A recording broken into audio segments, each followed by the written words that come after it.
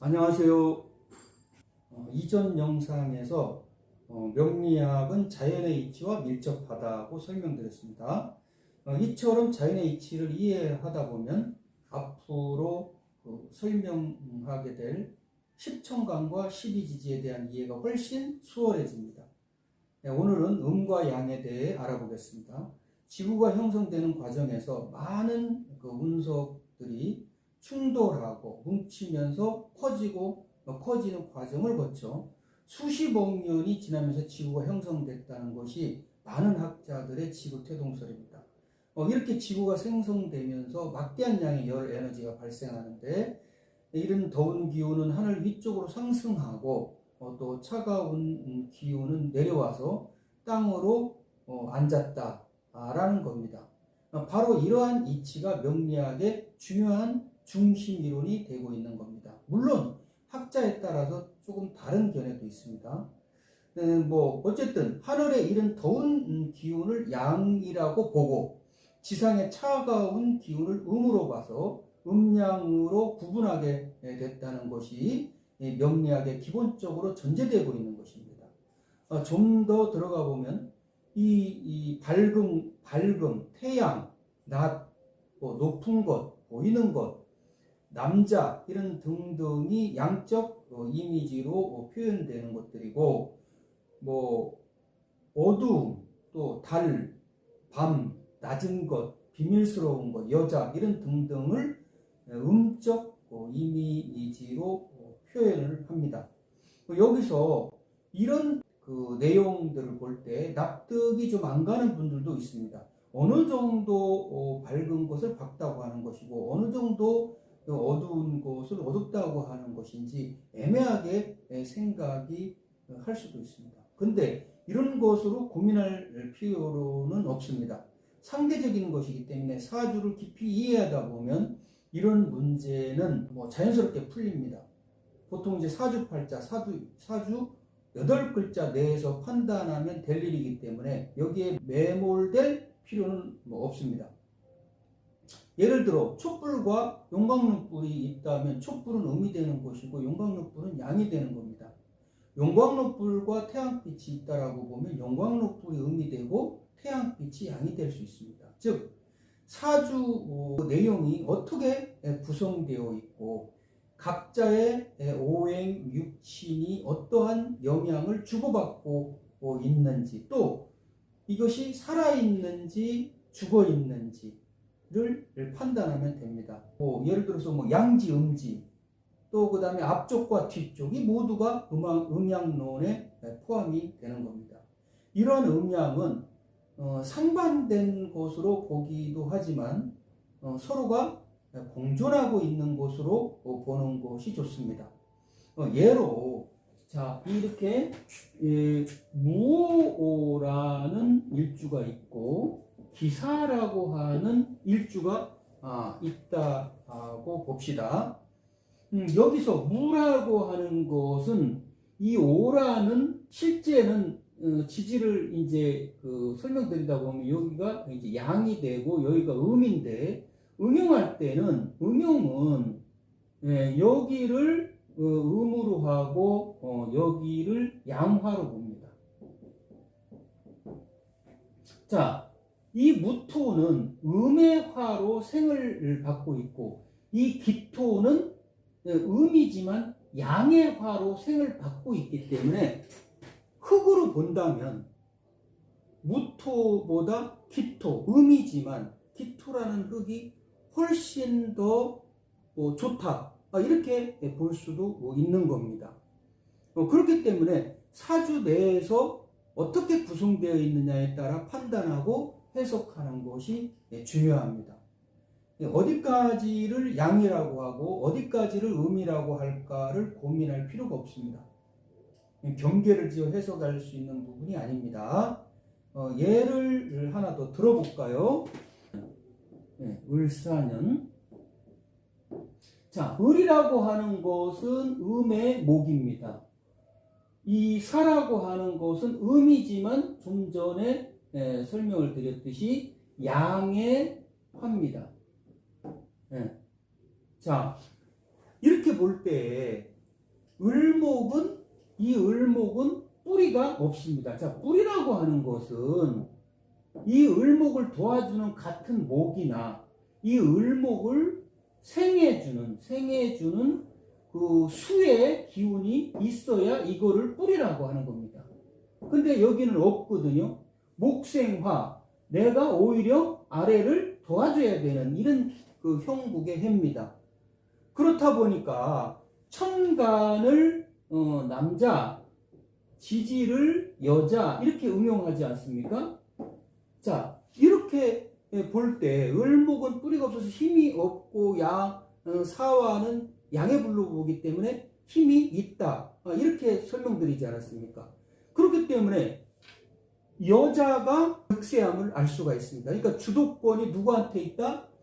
여자에 많다. 이렇게 볼 수가 있고, 또 을목은 어린 나무이기 때문에 신세대가 뭔가 주도를 해서 주목받고 있는 일들이 많이 일어난다. 이렇게 볼 수가 있습니다. 또 목이라고 하는 것은 건설과 건축으로 응용할 수 있는데 죽어 있기 때문에 이렇게 힘을 받고 있지를 못하기 때문에 이러한 그 건설이나 건축 경기가 살아날 가능성이 낮다고 볼 수가 있고, 이 화라는 것이 이 토가 부동산인데 화생토 해봐야 같은 조토기 때문에 부동산 역시 크게 좋아지지 않는다고 볼 수 있습니다. 그렇다고 모두 이 영향을 받지는 않습니다.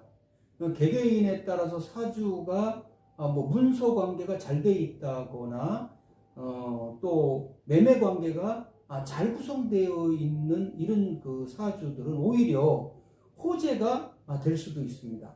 공부를 이제 하다 보면 스스로 판단력이 생기기 때문에 아마 도움이 되는 분들이 있을 겁니다.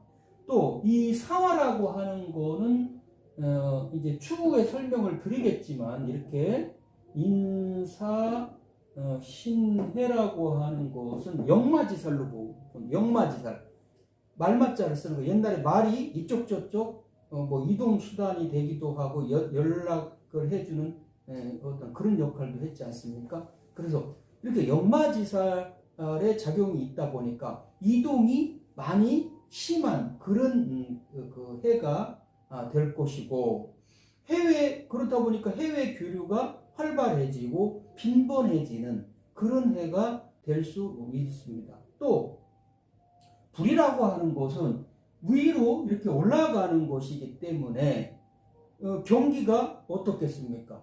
위에 올라가서 사라져 버리니까 경제라는 것이 살아날 가능성이 역시 크게 좋지 않다라는 것을 알 수가 있습니다.